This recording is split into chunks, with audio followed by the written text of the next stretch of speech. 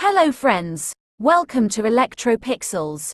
If you like our channel, please don't forget to like, share, subscribe and press the bell icon for getting further notification.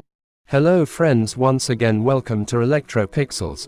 Today in this video we are going to repair this 32-inch Samsung LED TV. With this display complaint, here the TV comes with sound okay, no picture fault. While taping on the display you can notice that the backlight is flashing.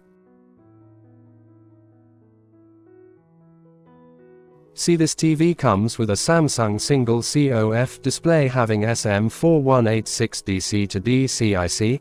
As we discussed earlier, due to internal shorting in Gatesignals, the panel DC to DC IC goes to protection mode. Due to that it doesn't generate any basic panel voltages.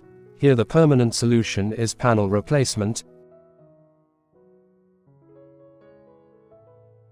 However, there is a temporary solution. If panel Gatesignals shorting is in any one side of the panel, then we can repair it by blocking Gatesignals to that shorted side from panel scaler board or Tcon board. These are the Gatesignal tracks from right and left side respectively. So here first we are going to cut down right side Gatesignals. If picture is okay, then do nothing. If picture is not okay, complaint remains same, then rejoin the cutted tracks and cut down opposite side.